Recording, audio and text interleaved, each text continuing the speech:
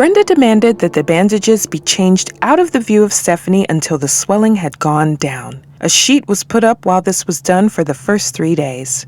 After that, Stephanie wouldn't have it. She demanded to see what everyone else was looking at. She couldn't fathom that it was that bad. She had seen her hands after Victor turned one of them into hamburger. She had seen them both after the bacteria infection from the dirty toothbrush had caused them to swell up like balloons. That was the day she had come to the reality that they might have to amputate them completely to save her life. She could deal with whatever was behind that sheet, except she couldn't.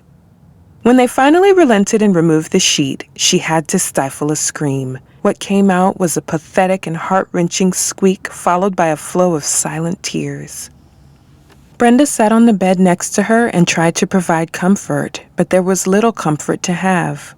She looked like a monster from a horror movie. Her hands were stretched out with metal pins and wires going everywhere. But it was the outline of a huge spider just under her skin that put her mind on the edge of fracture. She might have lost herself in an abyss of insanity at that moment, but something happened that changed her mood completely. Stephanie, out of fear and anger, squeezed both hands involuntarily. When she did, the rods bent, the wires snapped, and the wooded plastic boards her hand was taped to broke with a loud crack. The nurse, who had been changing the bandages, shrieked and ran out of the room screaming for the doctor. Brenda stood up and put her hands to her mouth in shock.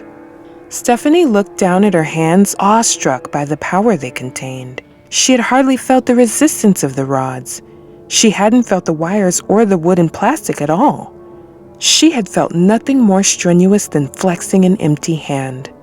In spite of the terror of seeing how horrifying her hands had looked, the exhilaration of having that much power in them was slightly intoxicating. She stared at them, wide-eyed and smiling.